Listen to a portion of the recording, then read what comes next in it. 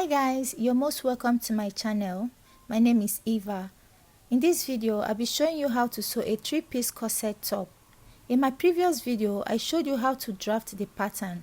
Make sure to watch the video of the pattern drafting so you'll follow up on what I'm doing.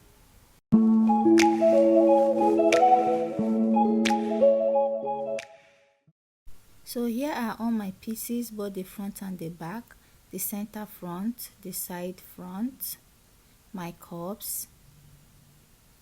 I cut 2 pieces for all the panel, 2 for the main fabric and 2 for the lining.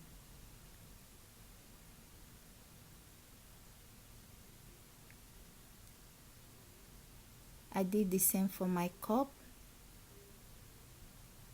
2 for the fabric, 2 for the lining, also for the crown of my cups. I cut all these panels in 2s except the center front, which I cut on fold. I also added 0.5, that is 3/4 inch allowance for the sides that I will join together because I will use them as my boning channel. Then 1/2 inch allowance for the bottom and the top, and 1/2 inch also around my cups. It's time to join our pieces together. I'll be working on my main fabric first. So I got my center front and joined it to my two side fronts. Then I'm going to join them together with the 3/4 inch allowance I added. I also joined my center back to my side back and joined by 0.7 allowance. I'm working on my fabric first. I joined them together and I'm going to join them by the 0.7, that's 3/4 inch allowance that I added when cutting. I also joined my cups. Please make sure you are joining your cups correctly. That was why I used arrows to identify which part of the cups goes where. If you don't join your cups correctly, it will affect how your cup turns out. So take your time to arrange your cups. After arranging my cups, I will join them by the 1/2 inch allowance I gave. Also join the crown with 1/2 inch allowance.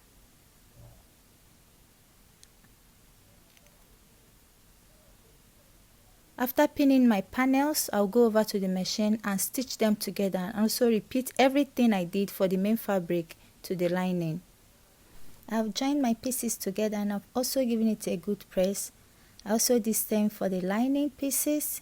Next is to create my boning channel. I will measure the size of my boning. That will help me determine the size of my channel.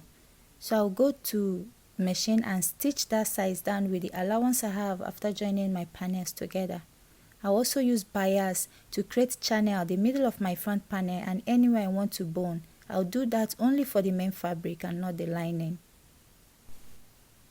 After creating my channels, I will join my cup. As you can see, I cut my padding exactly like my cup and joined it exactly like my cup. The only difference is that the crown of my padding is shorter by 1/2 inch.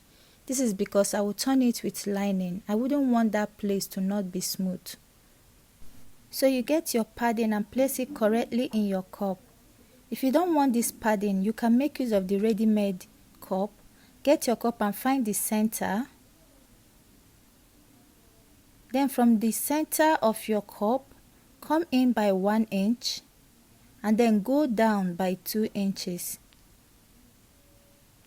And then sew like a dart there. That is what I did for the cup. You can see the difference. One has a better lift than the other. If it's the wadding pad you want, get your padding and align it to your cup. Pin that down.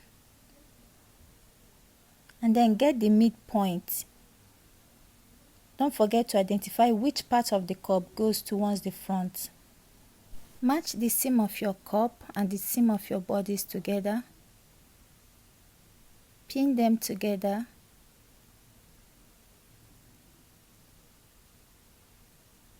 And you're going to run a stitch from there all the way to the other side. Make sure to do that for the other part. Here I have joined my cups together. I decided to use the both paddings. You can see I have 1/2 inch at the top of my crown for turning my lining. I also created my tunnels. I didn't have a green bias at the time, so I made do with what I had. Don't tell anyone. I also created a channel close to my center back as a shield for my eyelets. So I'm just pinning my front and my back panels together. And when I'm done with that, I'm going to go to the machine and stitch them together with the 1-inch allowance I added when I drafted my pattern. I also do the same for the lining. After joining my front and my back panels together, it's time to turn my top with lining. I aligned my lining and my main fabric together. And I'm going to stitch them at the top with 1/2 inch from one end to the other.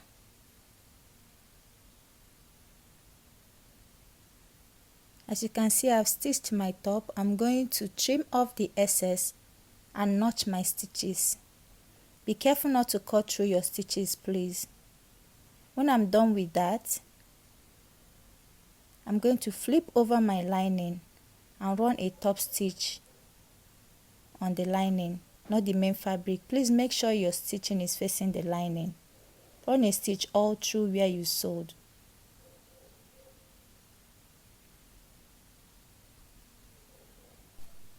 After that, flip back your lining and join your lining to your main fabric by the sides with 1/2 inch. When you're done with that, it's time to insert our bonings. Make sure your boning stops at least 1/2 inch or 3/4 before the hem of your top. This is because we are still going to turn the bottom of this top. So I use paper tape to further eliminate any sharpness from the bone.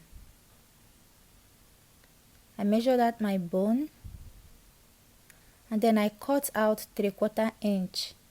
I want it to be 3/4 inch shorter than the hem of my top.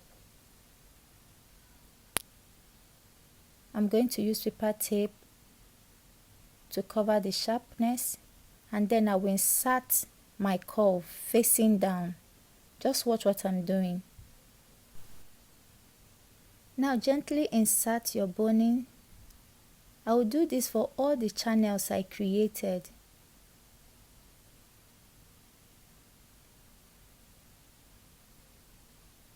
When I was done inserting my bonings, I will join the bottom of my top to my lining. I'll close it down with 1/2 inch.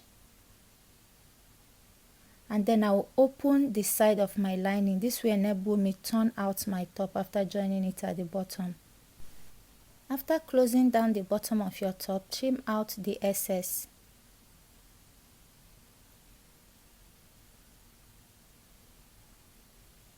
And then from the side of your lining that you loosened, you pull out your top. Do this gently. I'm just pulling gently. Be very careful with this as the bones are not very easy to pull.